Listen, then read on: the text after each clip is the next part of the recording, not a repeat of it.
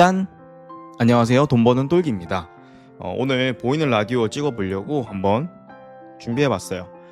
저희 최근 영상 혹시 다들 보셨나요? 저희 최근 영상에 루키님이라고 하는 이제 20대 여성분이 나오셨는데 그분께서 현재 이커머스에 실패하고 계시는 영상을 이제 담고 있었죠.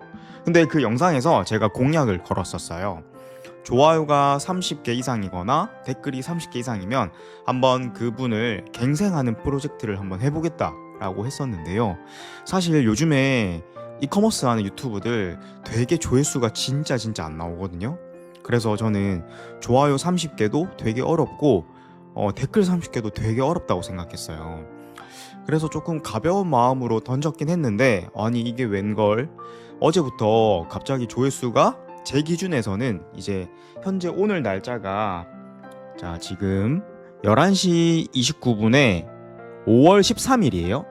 자 5월 13일 그러니까 5월 12일 날 기준으로 좋아요가 30개가 이미 넘어서 너무 깜짝 놀랐습니다. 그러면서 이제 갑자기 큰 부담이 되기 시작했어요. 루키님을 이제 갱생하는 프로젝트를 해야 된다 라고 이제 제가 세상에 약속을 해버리게 된 거잖아요. 그래서 이제 약속을 지켜야 되겠다라는 생각 때문에 조금 압박감이 생겼습니다. 그래서 제가 통화 한번 해볼까요? 우리 그 루키님 전화를 받으실지 모르겠네요.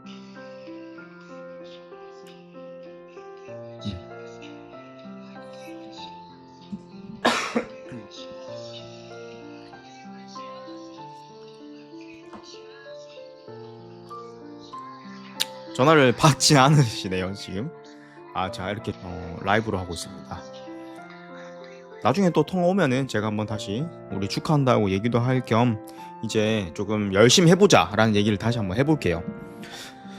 그래서 이제 앞으로 영상은 그 루키님께서 어떻게 갱생하는지 그런 것들을 많이 담은 영상들을 많이 업로드할 계획이고요. 열심히 해야 되는데 사실 저는 본업 자체는 현재 이커머스 셀러이기 때문에 유튜브보다는 아마 지금 이제 시즌이 이제 여름이 돼가고 있잖아요. 그래서 본격적으로 지금 준비해야 될 아이템들이 4가지 정도 있어요. 제가 말하는 아이템은 각각의 고유한 브랜드들을 성립하는 데 있어서 필요한 아이템들, 그러니까 대표적인 아이템들이 4개고 그 아이템이 4개란 뜻은 브랜드를 4개를 같이 준비할 수도 있다라는 뜻이에요. 그래서 이제 아이템 하나하나 할 때마다 조금 에너지가 많이 들어가기도 하고 기획도 들어가야 해서 조금 바쁩니다 사실. 그럼에도 불구하고 우리 루키님 한번 갱생시키기 위해서 또 최선을 다해서 한번 노력해 보겠습니다. 많은 시청해 주시면 감사할 것 같고 생각보다 많이 지금 응원해 주시고 있는 것 같아서 되게 감사하고요.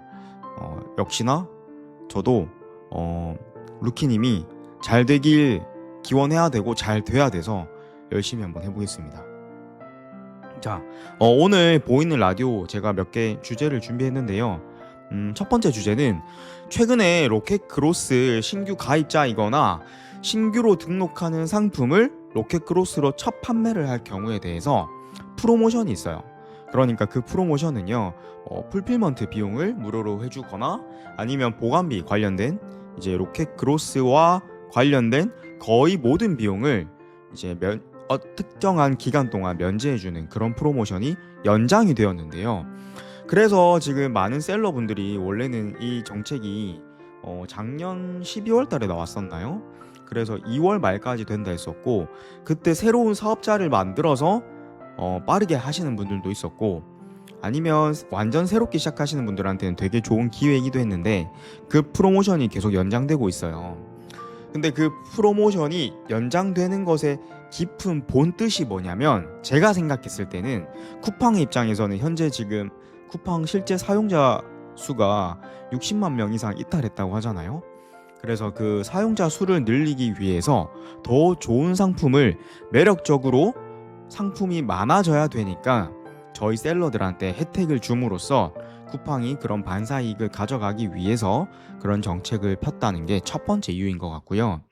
두 번째로는 최근 들어서 쿠팡의 저가형 상품들의 마진이 극도로 나빠지고 있어요. 혹시 이거 공감하고 계신가요?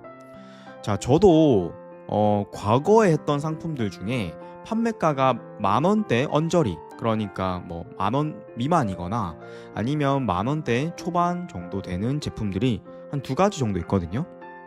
근데 그런 제품들은요, 변별력이 잘 없습니다. 어떤 말이냐면, 자, 예를 들어서 제가 자, 이런 이제 봉투를 판다고 칩시다. 근데 이 봉투에 차별화를 준다는 게 굉장히 어렵다는 거죠. 그 차별화라고 하는 것은 저희가 브랜드화를 하기 위한 요소들을 얘기하는데, 이 봉투의 디자인을 얼마나 예쁘게 할 수 있겠어요. 그러면 그 예쁘게 브랜딩한 디자인인 봉투는요, 사람들이 봤을 때 비싸게 주고 싶은 마음이 들까요? 그러니까 이렇게 얘기해보죠. 봉투는요, 사치제가 아닌 필수제 영역이에요. 그러면 그 봉투를 일반적인 봉투의 가격보다 2배, 3배 이상 비싸게 주고 살 이유가 현저히 떨어진다는 거죠. 왜냐하면 이 봉투라는 것 자체가 기능으로서의 필수제 역할을 해야지, 아니면 얘는 사치제로서의 역할을 하는 건 우리가 보통 뭐 다이소에도 팔듯이 포장백 되게 예쁜 것들 많잖아요. 그런 것들 디자인 요소가 들어가 있으면 비싸지죠. 자, 그런 것들에 대한 수요가 많기도 하지만 가격을 우리가 받아줄 수 있는, 즉 소비자가 이 봉투를 사는데 일반적인 봉투보다 2배 정도 더 줘도 되겠어, 이런 가격의 상한선, 리밋이 굉장히 낮다는 거죠. 그래서 절대적인 가격 자체가 낮으면 낮을수록 브랜딩할 요소가 굉장히 적어지기도 하는데, 반대로 가능한 영역들도 있어요. 우리가 생각해보면 주방에서 많이 쓰는 그런 세제, 아니면 뭐 설거지할 때 쓰는 세제들, 이런 것들은 뭐 생활 공작소, 이런 것들 브랜드 들어보셨죠? 그런 곳들에서 굉장히 다양한 생필품들을 판매를 하는데, 그렇게 함께 많이 다양한 품목들을 브랜딩을 진행하게 되면 그런 업체가 잘 없기 때문에 조금 더 빨리 브랜딩이 되는 것 같긴 해요. 그런데 우리는 1인셀러로서 그렇게 많은 품목들을 한꺼번에 다양하게 할 수가 없거든요. 그래서 판매가가 낮은 제품들은요, 가격 경쟁력이 치열해질 수밖에 없고요, 시간이 지날수록 당연히 마진 구조가 안 좋아질 수밖에 없는데, 그 두 번째 이유가 광고비의 증가 때문입니다. 그러니까 광고비의 증가라는 얘기는요, 절대적인 CPC 금액이 높아질 확률이 높다는 얘기인데요. 지금 우리 루키님 전화 왔거든요. 잠깐만요. 루키님, 네. 지금 우리 저희 그 유튜브 보셨어요? 네, 유튜브 봤어요. 와, 갑자기 지금 좋아요 수가 60개 넘었거든요. 네, 깜짝 놀랐어요. 그쵸? 아니 근데 초반에 원래 더 기대 많이 하셨잖아요. 아니에요. 그래도 네. 네. 솔직히 한 50개 정도만 네. 넘겨도 네. 와, 진짜 대박이다 생각했었는데 너무 네. 많이 달아주셔서. 그쵸. 지금도 계속 조회수 계속 올라가고 있고. 네. 그래서 저희가 되게 이제 채널이 작아서 이 정도 조회수와 좋아요는 진짜 엄청난 거거든요. 그래서 네, 저도 되게 놀랐는데, 그래서 사실은 좋아요 30개랑 댓글 30개는 너무 어려울 거라 생각했거든요. 사실 저도 조금 힘들지 않을까 그렇게 생각했는데. 네. 근데 다행히도 지금 좋아요 수가 너무 많이 나와가지고 네. 저희가 공약했던 이제 갱생 프로젝트를 해야 될 것 같아요. 네, 되게 지금 자기적인 리액션이었던 것 같은데. 아니요. 너무 네. 좋아서. 지금 혹시 그 업무 보고 계세요? 지금 오전 거의 11시 40분 정도인데 네네. 업무 보고 계세요? 아까 잠깐 보다가 저 어디 네. 잠깐 나와 있어가지고. 이제부터 그러면 열심히 해야 되니까 네네. 제가 이제 앞으로 과제 많이 내드릴게요. 우리 진짜 성과 내야 돼요. 이제 약속을 했기 때문에. 그쵸. 네, 맞아요. 이제 밖에 다닐 시간이 없을 겁니다. 네. 일만 해야겠네요 이제. 이제 죽었다고 일만 하고 열심히 한번 해봅시다.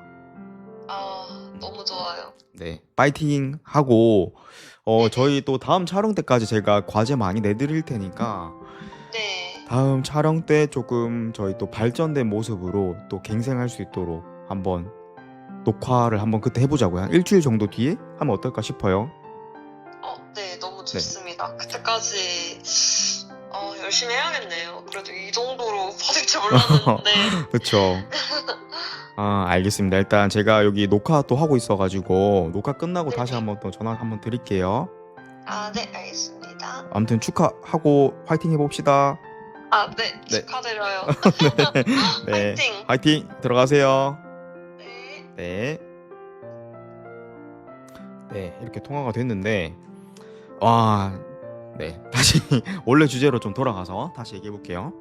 그래서, 공산품들, 그러니까 되게 낮은 가격, 10,000원 정도의 판매가를 이루고 있는 그런 공산품들은요, 왜 마진이 장기적으로 떨어질 수밖에 없냐면, 광고비가 증액된다고 했고, 광고비가 증액한다는 얘기는 사실 클릭당 비용, 그러니까 즉 CPC 금액이 올라가기 때문이거든요. 왜 CPC 금액이 올라갈까요? 아, 네. 보이는 라디오라서 피드백을 들을 수 없는데 저도 생각할 시간이 필요해서 그런 거예요. 자, 왜 CPC가 올라가냐면 계속적으로 우리가 경쟁사들, 그러니까 후발주자들이 들어오기 쉬운 카테고리가 절대가가 낮을수록 더욱더 진입하기가 쉽거든요. 왜 그러냐면 우리가 보통 판매가가 10,000원 정도가 되려면요, 마진이 최소한 20% 정도는 되어야지만 이제 이 제품을 소싱하고 진입해보겠다 결정을 할 수 있거든요. 그러면 10,000원짜리를 팔았을 때 마진이 20%면 2,000원이잖아요. 그럼 우리가 부대 비용을 원가 계산을 한번 해보자고요. 원가가 얼마가 되어야지만 마진이 20%가 될 수 있는가요? 10,000원짜리 제품에 쿠팡에서 필요한 비용이 풀필먼트 비용, 그 다음에 쿠팡의 수수료, 그 다음에 광고비 정도가 될 텐데요. 먼저 풀필먼트 비용은 이제 소형, 그러니까 S 사이즈가 쿠팡에서 입고되는 로켓크로스의 가장 작은 사이즈인데 비용이 최소한 2,200원부터 입출고 비용이 발생을 해요. 그런 입출고 비용과 배송비가 최소한 3,000원 정도를 이제 잡고요. 그 다음에 저희가 수수료가 카테고리마다 다르지만 대략 11.8%가 대략적이거든요. 그러면 약 12%를 잡았을 때 10,000원짜리가 12%면 1,200원이죠. 그러면 풀필먼트 비용과 우리가 수수료만 더해도 약 4,200원의 금액이 무조건 고정적으로 발생한다는 것을 알 수 있어요. 그러면 마진이 2,000원이 남으려면 마진율이 20%를 했으니까요. 여기다가 2,000원을 더하면 되겠죠. 4,200원에 2,000원을 더하면 6,200원이에요. 그렇죠? 그러면 10,000원에서 6,200원을 뺀 3,800원이 원가여야 합니다. 그런데 여기서는 뭐가 빠졌죠? 광고비가 빠졌습니다. 광고비가 하나 팔릴 때마다 얼마가 들지 아직은 계산할 수가 없죠.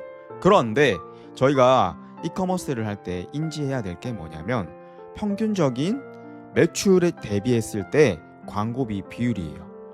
자, 이걸 되게 보수적으로 본다면 우리가 영업이익률이 좋아지기 위해서는 매출 대비 광고비가 10% 정도에 들어오면 굉장히 이상적이다라고 표현을 하고요. 매출 대비 광고비가 20%가 초과하게 되면 굉장히 로스가 큰 광고 운영을 하고 있다라고 표현할 수 있어요. 그러니까 비효율적이란 얘기죠. 그러면 우리가 아까 원가가 제가 얼마였죠? 1,200원에 그다음에 2,000원, 5,200원, 5,200원 정도의 맞나요? 잠시만요. 풀필먼트비 3,000원, 그 다음에 수수료 1,200원, 4,200원, 그 다음에 마진율 20%를 했으니까 2,000원, 6,200원이죠.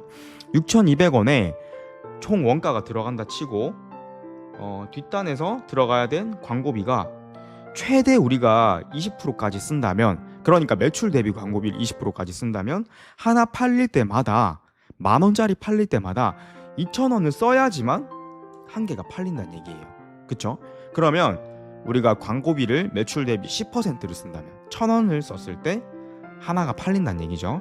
그러면 6,200원에다가 더하기 2,000원이 될 수도 있고 1,000원이 될 수도 있는데요. 그러면 원가 6,200원에서 여기다가 2,000원을 더할지 1,000원을 더할지, 그러니까 광고 수익률이 광고비가 매출 대비 10%인지 20%인지를 계산하게 되는데 광고가 매출 대비 20%를 쓴다면 원가가 8,200원이 돼버려요.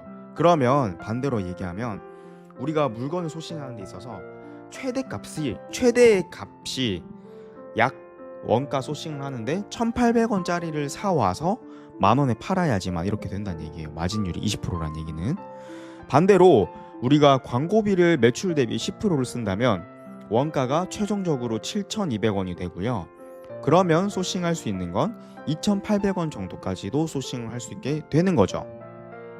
그러니까 지금 마진을 20% 잡았을 때 이런데요. 마진율을 30%나 잡게 되면 그 최종적인 원가가 1,000원이 더 올라가게 되니까 우리가 물건을 사야 될 비용이 그만큼 더 낮아지게 되는 거죠.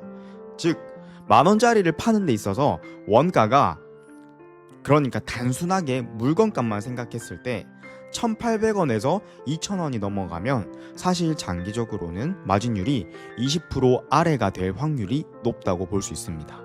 만약에 그렇지 않다면 그건 그 제품이 아마도 단순하게 잠깐 일시적으로만 보여지는 마진일 거예요. 그리고 제가 또 되게 재밌는 얘기를 해드릴게요. 그러다 보니까 우리가 앞단에서 설명드렸던 그런 원가들 있죠. 물건값, 풀필먼트 비용, 그 다음 수수료, 그 다음에 광고비, 이 네 가지 중에서 만원짜리 제품을 했을 때 가장 비중이 높은 건 어딘가요? 가장 비중이 높은 건 바로 풀필먼트 비용이에요. 제가 아까 대략 3,000원 정도라고 계산했었죠.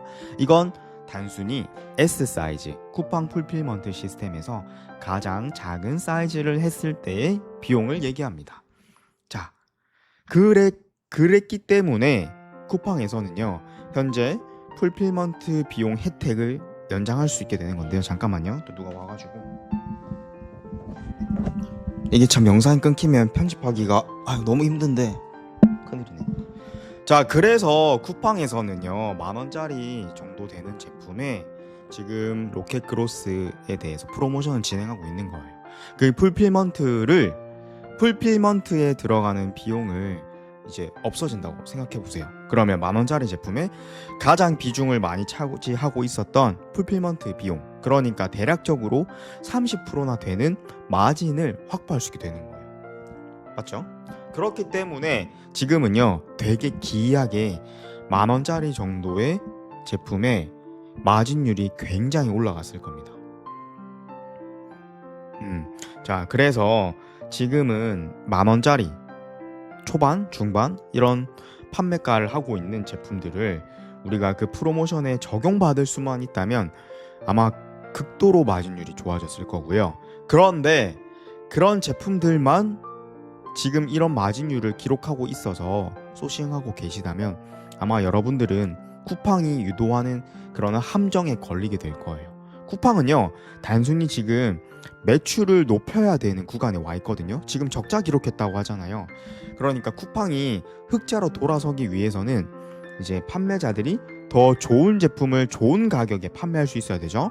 그러면 판매자들한테 이런 로켓그로스에 대한 프로모션을 줬기 때문에 반대로 판매자들은 판매 가격을 낮추는 것을 할 수가 있는 거예요.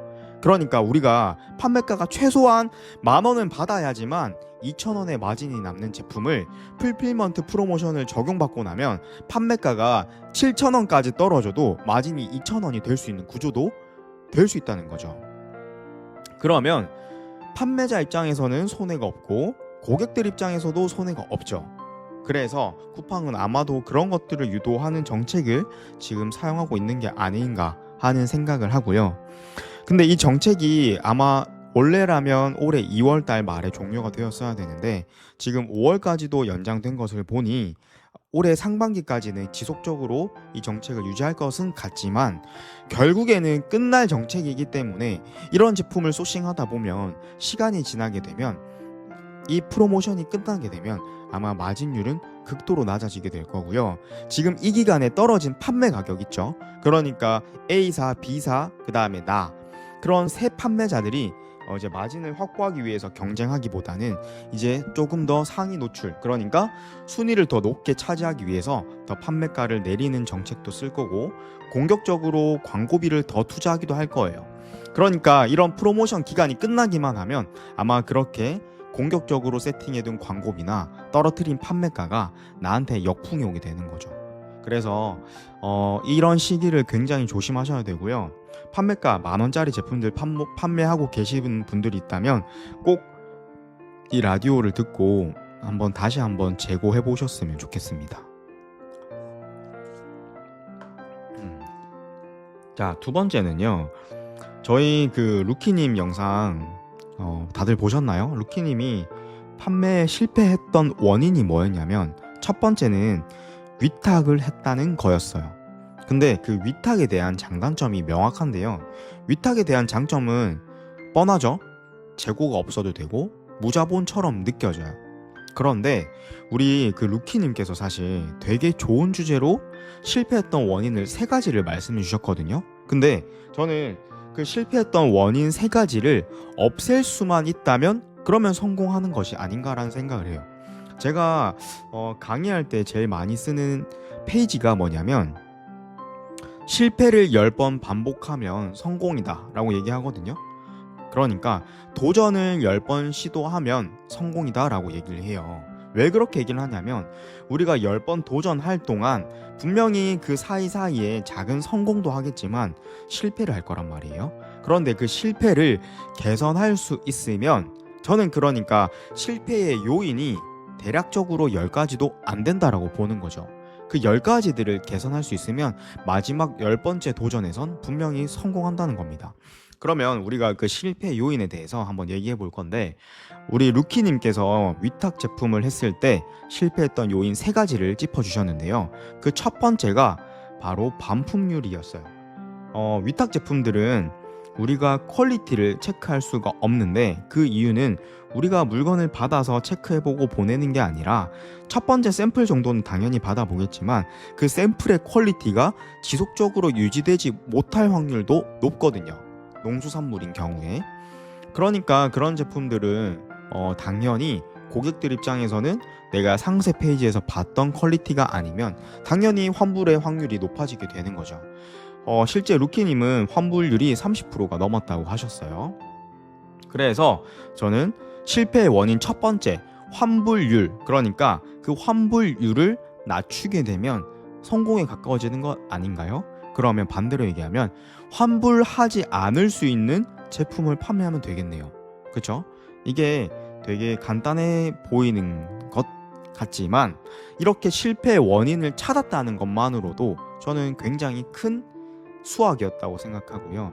실패의 원인을 찾았다는 건 실행을 했기 때문이죠. 그러니까 그 루키님께서 실패했다라고 나왔지만 사실 그 루키님은 저는 성공의 자질이 이미 절반 이상 갖춰져 있다고 생각을 합니다. 왜냐하면 실패했던 경험을 가졌고 그 경험이라는 것은 실행을 했기 때문에 경험이 되었기 때문이죠. 자, 두 번째 이유는 뭐였냐면 바로 광고비였어요. 자, 광고비. 우리가 아까 계속 얘기했던 우리 풀필먼트 비용과 가장 또 부담되는 비용이 광고비였는데요. 아마도 위탁 제품인 경우에는 우리가 초반에 물건을 매입해야 되는, 즉 사입을 해야 되는 비용이 들어가지 않죠. 그러다 보니 조금 더 비용을 많이 쓸 수 있는 영역이 당연히 광고비일 수밖에 없어요. 더군다나 위탁 제품들이 판매가가 높은 제품들도 있지만 농수산물인 경우에는 대부분 2만원, 3만원, 비싸도 5만원 정도에 들어가는 제품들이 대부분입니다. 그런 제품들을 소싱하는 데 있어서 우리가 원가가 마진에 대비했을 때 원가가 판매가가 5만원이라면 대략적으로 위탁 받는 가격은 아마 3만원대 초반일 확률이 높을 거예요. 그러니까 판매가가 3만원 정도라면 대략적으로 원가는 뭐 만원대 후반에서 2만원대 초반까지일 텐데 그런 제품들을 함에 있어서 광고비를 무리하게 쓰면 안 된다라는 부분을 초반에 인지는 하겠지만 우리가 판매를 하다 보면 초반에 들어가는 비용 자체가 없었기 때문에 조금 더 무리를 해서 상위 노출을 시키고 싶은 마음이 든단 말이죠. 이게 본연의 인간 심리예요. 그러다 보니까 우리가 광고비의 상한 선을 정해놓지 못하게 되는 거죠. 처음에는 아마 광고비를 3만 원 정도 세팅을 해두셨다고 했었어요, 루키님도. 그런데 판매가 잘 되다 보니까 순위를 조금 더 올리고 싶은 마음에 광고비를 증액하게 되죠. 그러면 광고의 수익률은 떨어지는 그런 악순환을 계속적으로 반복하게 되셨을 거고, 아마 제가 앞전에서 얘기했던 매출 대비 광고비의 비율을 장기적으로는 20%를 초과하지 않으셨을까라고 예상을 해요. 그리고 진짜 재밌는 거 말씀드리면, 우리가 위탁으로 제품을 가지고 올 때요, 그 위탁사가 첫 번째 마진을 저희에게 일정 부분을 남기고 물건을 공급해 주는데, 그 판매가가 저희가 예를 들어 5만 원에 판매하는 제품의 위탁가는요, 제가 대략적으로 3만 5천 원 정도가 된다고 했었죠. 그런데 그 부분이 왜 그러냐면, 이 위탁사가 일반적으로 보편적으로 본인들의 제품을 판매하는 판매 가격이 대략적으로 이제 5만 원 정도라는 걸 사실 인지하고 있기 때문에 마진율을 30% 정도로 맞춰둔 거예요. 그 얘기는 뭐냐면, 마진이 30%인 위탁 제품을 소싱했을 때 광고비가 20%, 즉 매출 대비 20%가 넘어가게 되면 마진율은 당연히 10%에 속할 수밖에 없다라는 것이죠. 그렇기 때문에 위탁을 할 때는 마진율보다는 오히려 초반에는 광고비, 그러니까 매출 대비 광고비가 10%, 15% 안에 들어와야지만 마진이 남는 구조가 형성될 수 있어요. 그 뒤에 발주를 많이 하게 돼서 우리가 그 위탁으로 공급해주는 공급사에 가격을 조금 더 낮춰주세요라는 요청도 해볼 수 있게 되는 것이죠. 혹시 보고 계신가요, 루키님? 보고 계시다면 댓글로 한번 남겨주시면 감사할 것 같아요. 그러니까 지금 보고 계신 여러분들이 만약에 위탁으로 제품을 진행하고 계시다면, 저는 정말 위험한 구조를 계속적으로 가지고 갈 수밖에 없다고 생각하는 게, 위탁사는요, 가장 큰 단점이 우리가 재고도 컨트롤할 수 없고요, 가격도 컨트롤하기가 사실 굉장히 힘듭니다. 자, 제가 두 번째 이유로 광고비가 많아서라고 얘기를 했는데, 우리 루키님께서 세 번째 실패 사유에 대해서도 얘기를 해주셨거든요. 그게 뭐였는지 기억나시나요, 여러분들? 자, 세 번째 사유가 뭐였죠? 세 번째 사유가 그거였어요. 그 공급사에서 이제 발주를 해야 되는데 발주할 물량의 재고가 없다는 것이죠. 그게 무슨 말이냐면, 예를 들어서 오늘 우리가 오렌지를 100개를 주문을 받았는데 이 농장에서는 이미 100개가 다 출하가 되고 오늘 딴 오렌지가 이제 10개도 없는 거예요. 그러면 저희는 주문을 받았는데도 배송을 못하게 되는 상황에 놓이게 되는 거죠. 그러면 이거는 가장 최악의 수인데, 100개 주문을 받을 동안 우리는 광고비도 썼을 거고요. 근데 100개를 받았을 때 그 100개를 주문을 넣지 못하면 결국에 고객의 주문을 취소해야 되는 상황에 놓이게 되는데, 취소하게 되면 우리가 쿠팡이나 다른 오픈 마켓들에서도 페널티를 먹게 되거든요. 그러니까 판매자 점수가 깎이게 돼요. 판매자 점수가 깎이게 되면요, 우리가 계정이 중지될 수도 있고요, 그 판매 제품에 대해서도 상품 판매 중지가 될 수도 있어요. 그러니까 굉장히 크리티컬한 영역이고, 오히려 판매하지 않는 게 더 나을 수도 있는 영역인 거죠. 광고비도 쓰고 내가 고객들 주문한 제품들도 취소를 해야 되는 상황에 놓이게 된 거니까요. 그래서 저는 위탁이라는 게 가장 치명적인 단점이 이런 게 아닐까라는 생각을 합니다. 자, 그래서 위탁은요, 사실 마진을 많이 남기기가 굉장히 힘든 구조에 놓여 있다라고 생각을 하는 게 편하다. 그런데 정말 말도 안 되게 위탁으로도 다른 제품처럼 보이게 브랜딩을 할 수 있다면 그건 저는 괜찮다라고 봐요. 자, 조금 더 편하게 얘기해서, 원가가 2,000원으로 공급받을 수 있는 위탁사에게 우리는 판매가를 대략 2만 원 정도에 판매할 수 있는 전략으로 가져갈 수 있다면 저는 괜찮다라고 보는 거죠. 자, 이걸 조금 더 풀어서 얘기하면, 아마도 농수산물인 경우에는 그게 힘들 거예요. 왜냐면 우리가 오렌지 하나에 기대하는 가격이 표준이 있잖아요. 오렌지 하나는 2,000원이 넘으면 안 돼.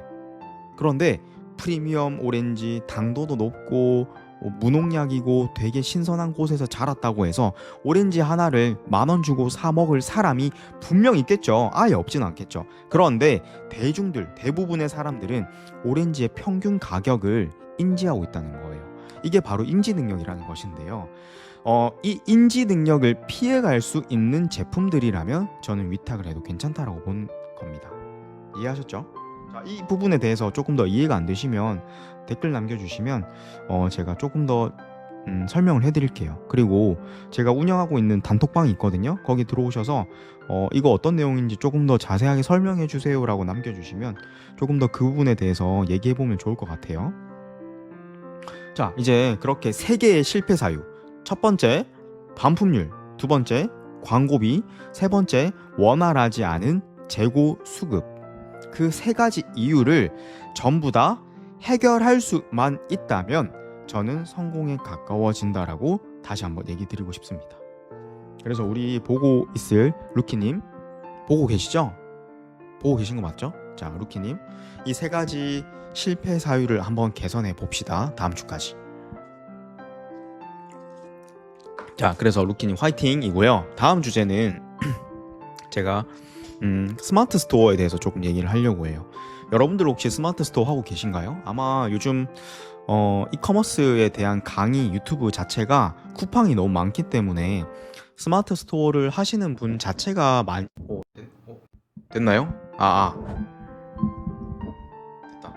자, 저는 스마트 스토어가 진짜 말도 안 된다고 생각하거든요.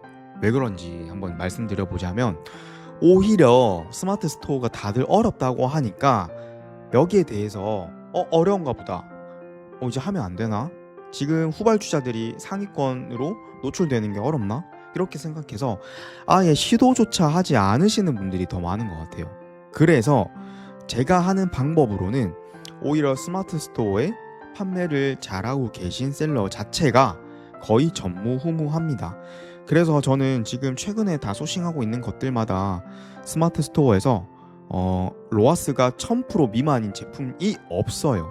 그래서 여러분들 꼭 스마트 스토어 하셨으면 좋겠고, 스마트 스토어에 대한 조금 더 팁을 드리자면 스마트 스토어라는 건 네이버가 기반이 된 오픈마켓이잖아요. 그런데 여러분들 네이버는 어떤 곳이죠? 우리가? 자, 네이버와 쿠팡을 비교해보면요, 쿠팡이랑 네이버랑 성향 자체가 달라요. 네이버는 구매를 하는 플랫폼이 아닙니다. 네이버는 우리가 정보 검색을 하는 플랫폼이죠. 그러니까 정보를 검색하기 위해서 우리가 어떤 특정한 키워드를 검색해야 되는 거예요. 자, 이런 거죠. 유튜브 잘하는 방법, 아니면 맛집, 아니면 이런 거 하는 방법, 블로그 하는 방법, 이런 것들 요즘에는 유튜브 영상으로 너무 많이 담겨져 있기도 하지만 아직까지도 네이버가 검색의 역할을 하는 검색 포털인 건 확실하죠. 그래서 네이버는요, 검색 기반의 키워드가 가장 잘 먹히는 오픈마켓이다 라고 생각하시면 돼요. 즉 스마트 스토어가요. 그런데 쿠팡은요, 우리가 정보를 찾기 위해서 검색하지 않죠. 정말 구매하기 위해서 쿠팡 앱을 열잖아요. 그렇기 때문에 쿠팡은 오히려 배송이 빠르거나 아니면 생각하지 않거나 검색하지 않아도 되는 제품들이 더 많이 팔리는 건 분명해요. 네이버는 반대로 검색해서 정보를 익혀야 되거나 이 브랜드가 어떤 거지? 어떤 철학이 있지? 아니면 이걸 어떤 사람들이 썼었는지 후기 글도 자세히 보게 되고 사용 방법이라든지 이런 것들을 살펴본 뒤에 우리가 구매를 많이 할 수 있게 만들어줄 수 있는 플랫폼이 스마트 스토어 네이버다 라고 생각하시면 되고요. 광고 영역에서 보자면 쿠팡은 무작위로 많은 사람들한테 노출을 시켜주면 그만큼 구매 확률이 높아져요. 그래서 우리가 쿠팡에서는 매출 최적화라는 광고가 굉장히 수익률이 좋은 반면에 오히려 수동 광고인 검색 광고, 즉 키워드 광고는 효율이 떨어지기도 합니다. 자, 이 부분에 대해서 저희가 실제로 플레이를 해봐야지만 알 수 있는 부분들이 있는데, 네이버와 다르게 쿠팡은 우리가 키워드 광고, 수동 광고를 해도 광고비에 누수가 생겨요.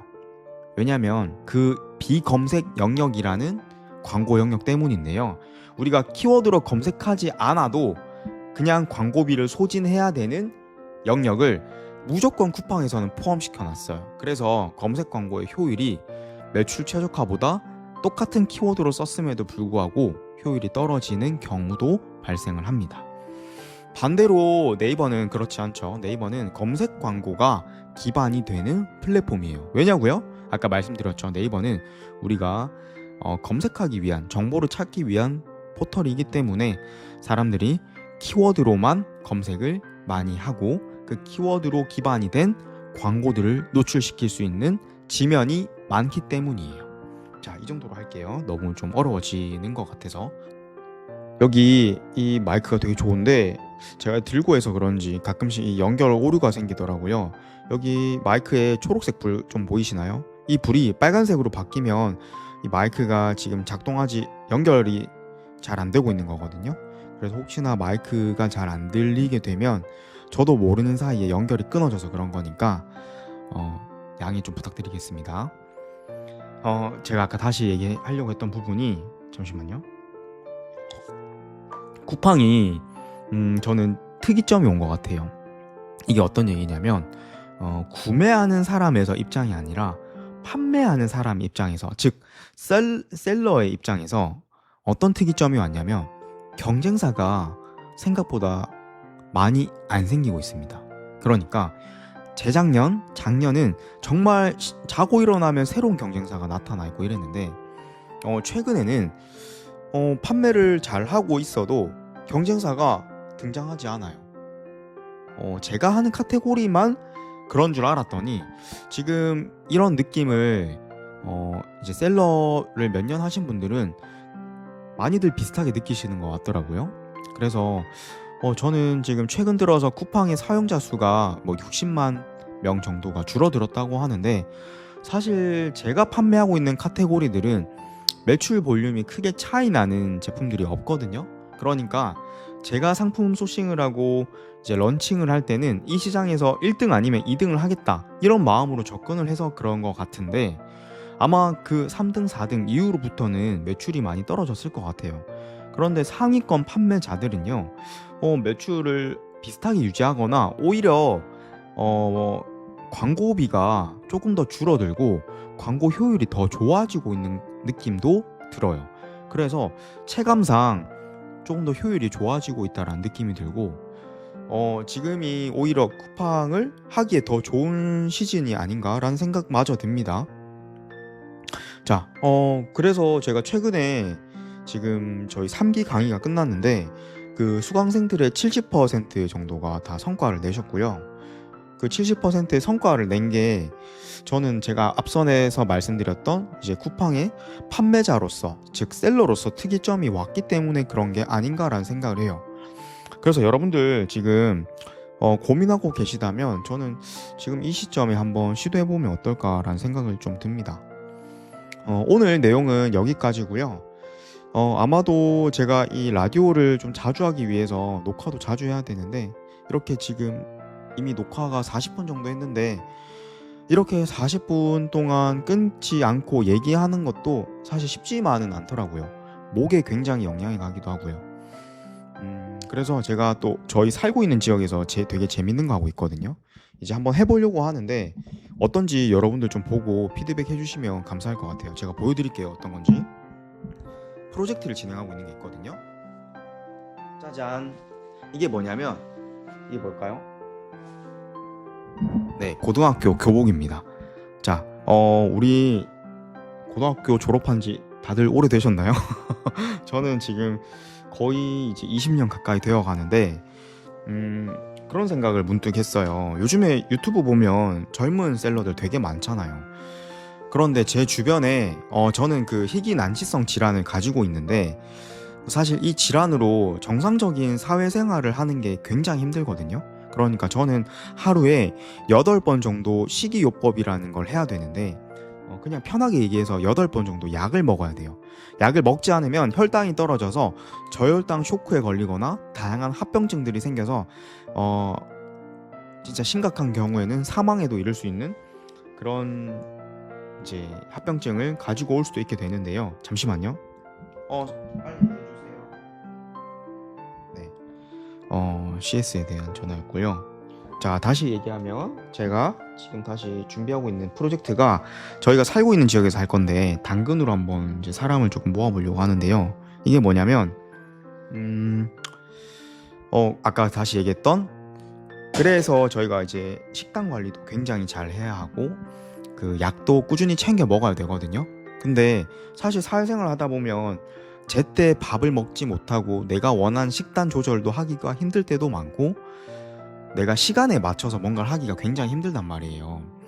그래서 제가 가진 이제 질환에 어떤 이제 부모님을 찾아뵙게 됐는데, 그 부모님의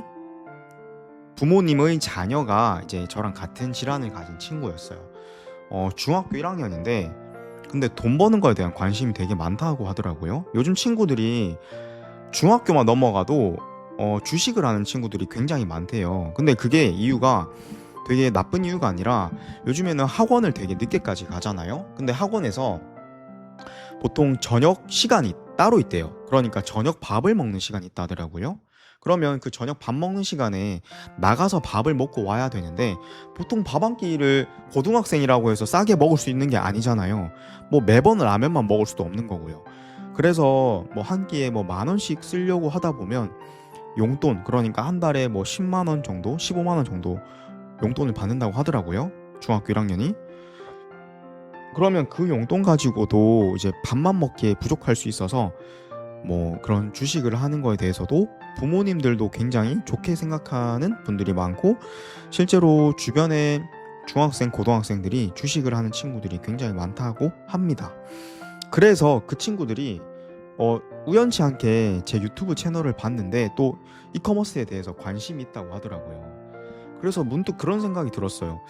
중학교 고등학생이라고 해서 이커머스를 못하라는 법이 없지 않나 라는 생각이 들었거든요.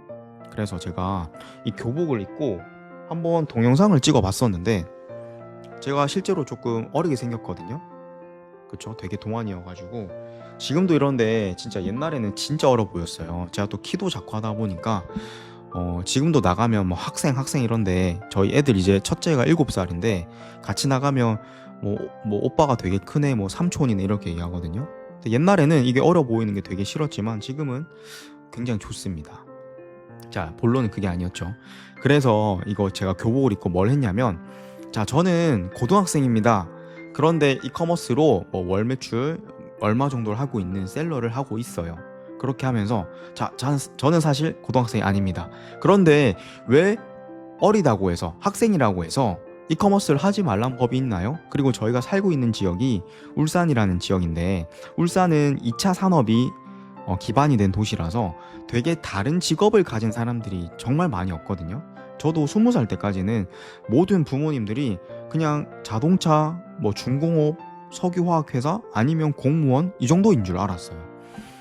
그러다 보니까 제가 살고 있는 지역에서 그런 학생들을 가진 학부모님이나 아니면 학부모님들조차도 어떤 부업을 할 수 있을지 모르시는 분들도 굉장히 많다고 생각을 해서 제가 되게 재밌는 퍼포먼스를 해서 한번 이제 많은 뭐